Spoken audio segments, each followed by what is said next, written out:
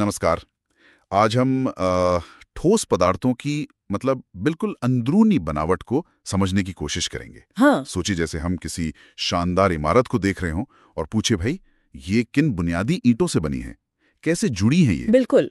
और आज हमारे पास जो सामग्री है वो इसी चीज पर रोशनी डालती है, क्रिस्टलीय ठोस पदार्थों की मौलिक संरचना पर, जिसे कहते हैं इकाई सेल या यूनिट सेल। इकाई सेल। हाँ, ये वो नन्हा सा 3D पैटर्न है जो बार बार मतलब लगातार दोहराकर पूरे क्रिस्टल को बनाता है। अच्छा, तो ये एक तरह का मास्टर ब्लूप्रिंट हुआ हाँ, जो पूरे क्रिस्टल का आधार है। सही कह रहे हैं। तो आज का हमारा मकसद यही समझना है कि ये इकाई सेल आखिर है क्या भला, ये कितने अलग अलग तरह की होती हैं और सबसे जरूरी ये छोटी सी संरचना कैसे तय करती है कि कोई पदार्थ कैसा बर्ताव करेगा, मतलब मजबूत होगा, नर्म होगा, बिजली चलाएगा या नहीं। ठीक है, तो चलिए इसे खोलते हैं। तो देखिए, इकाई सेल जैसा कि हमारे स्रोतों में भी बताया गया है, किसी भी क्रिस्टल जालक की मतलब क्रिस्टल लैटिस की वो सबसे छोटी बार बार दोहराई जाने वाली 3D इकाई है।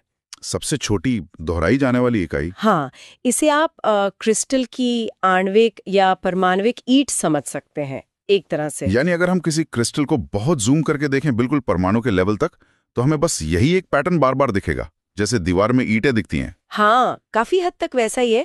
और इसका महत्व इसलिए है क्योंकि इसी नन्ही सी इकाई सेल की जो ज्यामिति है और इसमें परमाणुओं की जो व्यवस्था है, वही पूरे क्रिस्टल की शक्ल और उसके गुणों को तय करती है। जैसे अगर इकाई सेल घनीय है, क्यूबिक है, तो अक्सर क्रिस्टल भी हमें घनाकार ही दिखेगा। अरे वाह, ये तो दिलचस्प है। तो ये इकाई सेल दिखती कैसी है फिर, मतलब इसकी कोई पहचान, कोई माप? हाँ, बिल्कुल। हर इकाई सेल को उसके जालक पैरामीटर यानी लैटिस पैरामीटर्स से पहचाना जाता है। जालक पैरामीटर, ओके। इसमें 3 किनारों की लंबाई होती है, जिन्हें हम आमतौर पर A, B और C कहते हैं, और फिर इन किनारों के बीच बनने वाले 3 कोण होते हैं, अल्फा, बीटा और गामा। अच्छा, ABC लंबाई और अल्फा बीटा गामा कोण। हाँ, ये 6 पैरामीटर मिलकर इकाई सेल का बिल्कुल सटीक आकार और उसका झुकाव तय करते हैं। ठीक है, तो ये एक किस्म का 3D बक्सा हो गया जिसके अपने फिक्स आयाम और कोण हैं। आपने कहा था दोहराई जाने वाली इकाई, इसका मतलब ये अकेले तो नहीं होते होंगे, ये जुड़ते होंगे आपस में। सही पकड़ा, यही तो असली बात है। ये इकाइयां बिल्कुल सटीकता से एक दूसरे से जुड़ती हैं। सामग्री बताती है कि ये अपने फलक मतलब फेसेस, किनारे यानी एजेस और कोने कॉर्नर्स एक दूसरे के साथ साझा करती हैं। साझा करती हैं। हाँ, कल्पना कीजिए जैसे बहुत सारे छोटे छोटे बक्से हों और उन्हें बिना किसी खाली जगह के एक साथ पैक कर दिया गया हो। इसी साझा करने और जुड़ने से ही पूरा 3D क्रिस्टल जालक बनता है। अच्छा, तो इसी जुड़ाव से क्रिस्टल को उसकी पूरी संरचना मिलती है। लेकिन इसका गुणों से क्या लेना देना हुआ? आपने कहा था गुण भी इसी से तय होते हैं। सीधा लेना देना है। सोचिए ना, अगर परमाणु बहुत कसकर पैक्ड हैं, एकदम पास पास, तो पदार्थ सघन होगा, डेंस होगा और शायद मजबूत भी होगा। सही बात है। और अगर उनकी व्यवस्था ऐसी है कि वे एक दूसरे पर आसानी से फिसल सकें, तो पदार्थ शायद लचीला होगा, डक्टाइल जिसे कहते हैं। बिजली का चालन भी इसी पर निर्भर करता है कि इलेक्ट्रॉन कितनी आसानी से इस पूरे जालक में घूम सकते हैं। अच्छा, तो पदार्थ के लगभग सारे भौतिक गुण, उसकी कठोरता, उसका गलनांक, चालकता, सब कुछ इसी इकाई सेल की बनावट और उसमें परमाणुओं की व्यवस्था से तय होते हैं। कमाल है। मतलब नैनो स्केल की बनावट मैक्रो स्केल के गुणों को कंट्रोल कर रही है। तो क्या सभी पदार्थों की इकाई सेल एक जैसी ही होती हैं या इसमें भी फर्क होता है? नहीं, यहीं पर तो बात और दिलचस्प हो जाती है। सामग्री बताती है कि इकाई सेल मुख्य रूप से इस आधार पर अलग अलग होती हैं कि कण यानी परमाणु, आयन या अणु सेल के अंदर कहाँ स्थित हैं। अच्छा, उनकी पोजीशन पर। हाँ, और इस आधार पर मुख्य रूप से 4 मौलिक प्रकार माने जाते हैं। 4 प्रकार कौन कौन से हैं वो जरा बताइए। पहला है आद्य या सरल इकाई सेल, इसे अंग्रेजी में प्रिमिटिव या सिंपल यूनिट सेल कहते हैं, शॉर्ट में SC। Simple cubic. हाँ, अगर क्यूबिक सिस्टम में है तो इसमें कण सिर्फ इकाई सेल के कोनों पर मौजूद होते हैं बस। अगर आप एक घन सोचें तो उसके 8 कोनों पर एक एक कण होगा और कहीं नहीं। ठीक है, सिर्फ कोनों पर। ये तो वाकई सबसे सरल लगता है। हाँ, ये सबसे बुनियादी है। दूसरा है काया केंद्रित इकाई cell, body centred unit cell या BCC। इसमें कोनों पर तो कण होते ही हैं, साथ ही एक कण इकाई सेल के बिल्कुल बीचों बीच यानी उसके काय के केंद्र में भी होता है।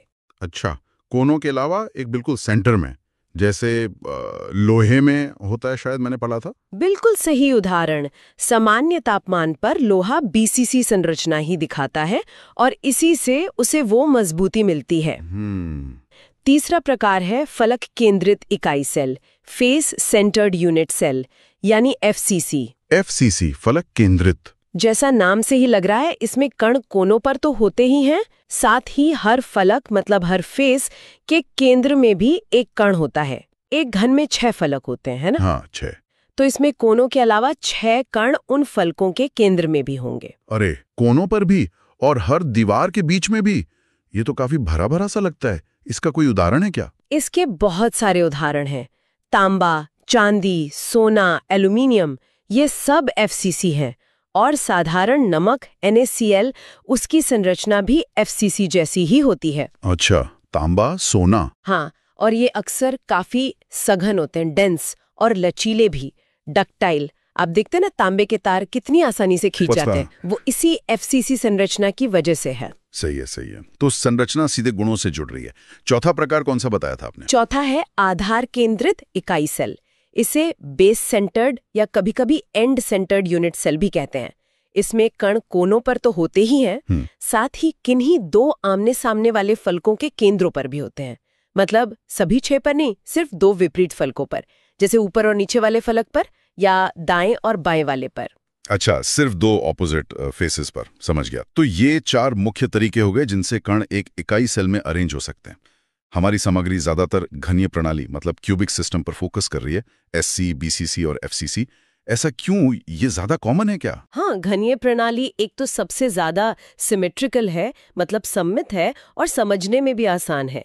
और कई महत्वपूर्ण तत्व और यौगिक इसी प्रणाली में क्रिस्टलीकृत होते भी हैं। ओके। लेकिन एक सवाल उठता है कि ये अलग-अलग व्यवस्थाएं SC, BCC, FCC आखिर क्यों मौजूद हैं?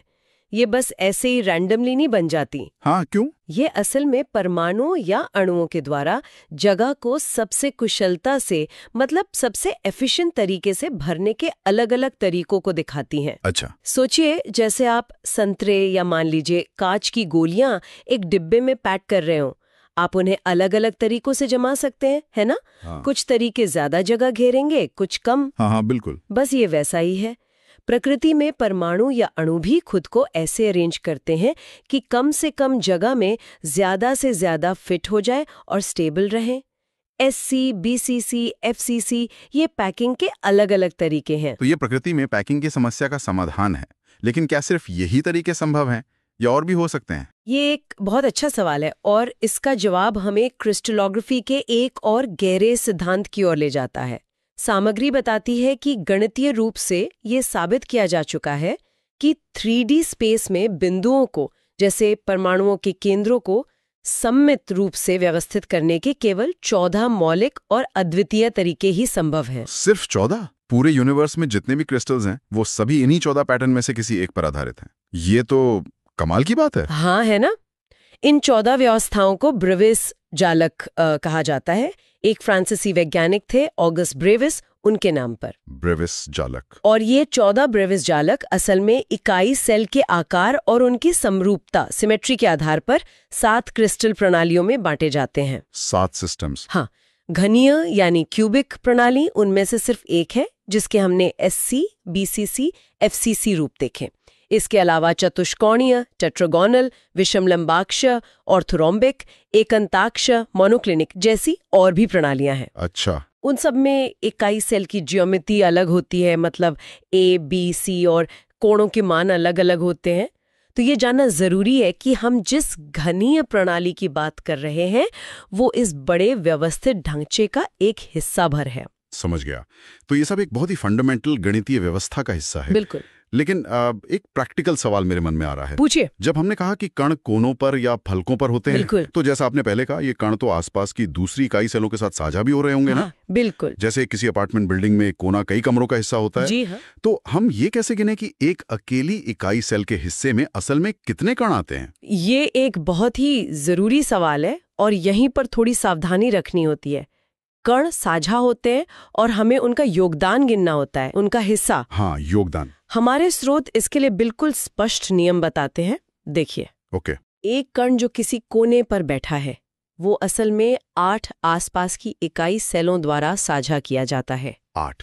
अच्छा। हाँ, कल्पना कीजिए, एक घन के कोने को 8 और घन छू सकते हैं, 4 नीचे 4 ऊपर।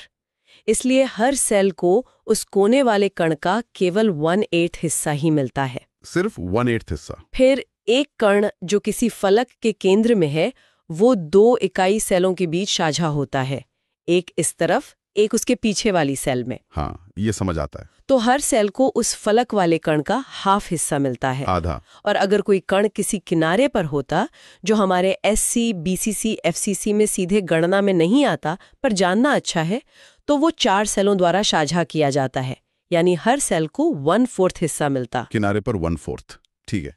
और सबसे आसान, अगर कोई कण इकाई सेल के काय केंद्र में है, जैसे BCC में होता है, तो वो पूरी तरह से उसी एक सेल का होता है, वो किसी से साझा नहीं होता, तो उसका योगदान पूरा 1 गिना जाता है।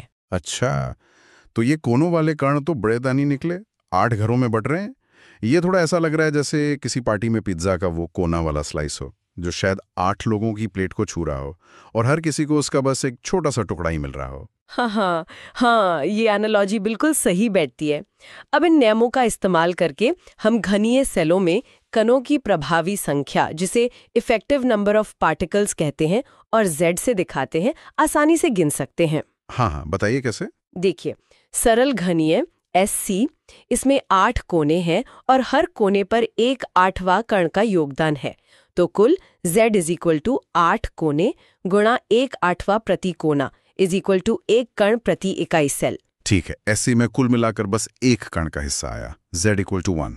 काय केंद्रित घनीय BCC, इसमें 8 कोने हैं जिनका कुल योगदान हुआ 8 गुणा 1/8वां = 1 कण। हाँ, 1। और साथ में 1 कण ठीक केंद्र में है जिसका पूरा योगदान 1 है, तो कुल Z = 1 कोनों से प्लस 1 केंद्र से = 2 कण प्रति इकाई सेल। समझ गया। BCC में 2 कण, Z = 2। 1 कण। 1 कण कोनों से। और 6 फलक केंद्र हैं, हर फलक पर 1/2 कण का योगदान है, तो फलकों से कुल योगदान हुआ 6 गुणा 1/2 बराबर 3 कण। 3 कण फलकों से। हाँ, तो कुल Z = 1 कोनों से प्लस 3 फलकों से बराबर 4 कण प्रति इकाई सेल। और FCC में 4 कण, Z = 4। ये सबसे ज्यादा है, जो समझ में भी आता है क्योंकि हमने पहले ही कहा था कि ये सघन पैकिंग होती है। बिल्कुल सही।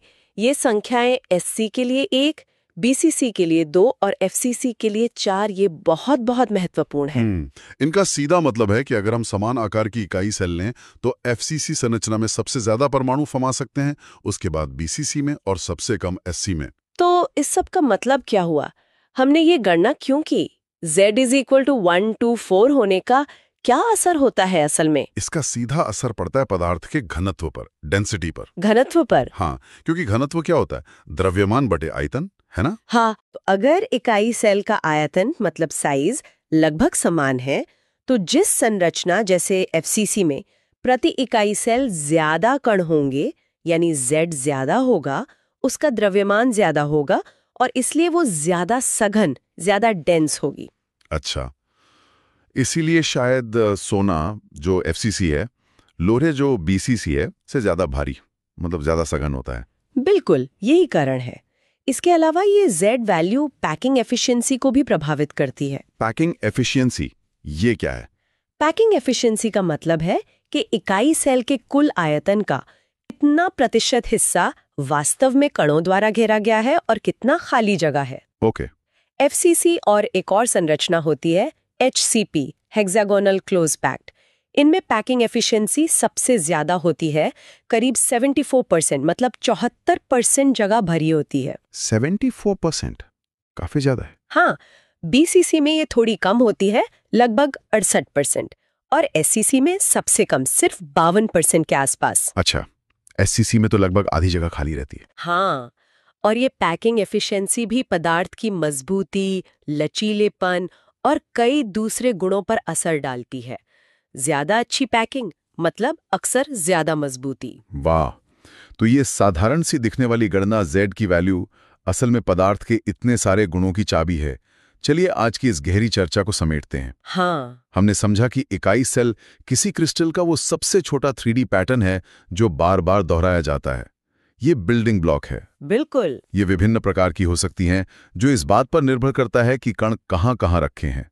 हमने घनीय प्रणाली के मुख्य उदाहरण देखे, सरल घनीय SC, काई केंद्रित BCC और फलक केंद्रित FCC। और सबसे महत्वपूर्ण बात, हमने सीखा कि इन सेलों में कणों की प्रभावी संख्या Z कैसे गिननी है। ये याद रखना है कि कोने वाले कण का 1/8, फलक वाले का 1/2 और केंद्र वाले का पूरा एक हिस्सा गिना जाता है। सही। और ये संख्याएं सीधे घनत्व और पैकिंग एफिशिएंसी जैसे गुणों से जुड़ी हैं। ये समझना कि पदार्थ परमाणु स्तर पर कैसे पैक होते हैं, वाकई उनके व्यवहार को समझने की कुंजी है। बिल्कुल सही कहा। और अगर हम इसे थोड़ी बड़ी तस्वीर से जोड़कर देखें तो इकाई सेलों और क्रिस्टल संरचनाओं का ये जो अध्ययन है, ये सिर्फ एकेडमिक रुचि का विषय नहीं है। नहीं, ये पदार्थ विज्ञान, रसायन विज्ञान, भौतिकी और इंजीनियरिंग की रीढ़ है, बैकबोन है। इसी ज्ञान के आधार पर वैज्ञानिक समझ पाते हैं कि क्यों कुछ धातुएं बिजली की से इतनी अच्छी सुचालक हैं, या क्यों हीरे जैसे पदार्थ इतने कठोर होते हैं, या फिर क्यों सिलिकॉन जैसे अर्धचालक इतने अनोखे गुण दिखाते हैं। अच्छा। और इससे भी आगे बढ़कर इसी समझ का इस्तेमाल करके नए नए पदार्थ डिजाइन किए जाते हैं। सोचिए, मजबूत और हल्के एरोस्पेस मटेरियल, बेहतर बैटरी बनाने के लिए सामग्री, ज्यादा कुशल कैटलिस्ट जो केमिकल रिएक्शन तेज करते हैं, नई दवाएं जिनकी क्रिस्टल संरचना उनके असर को तय करती है। हाँ। इन सब की खोज और दरखास्त कहीं ना कहीं इस बात पर निर्भर करता है कि हम परमाणुओं और अणुओं को इस नैनो स्केल पर कैसे नियंत्रित और व्यवस्थित कर सकते हैं। ये सब इन्हीं छोटी छोटी इकाई सेलों की कहानी से जुड़ा है।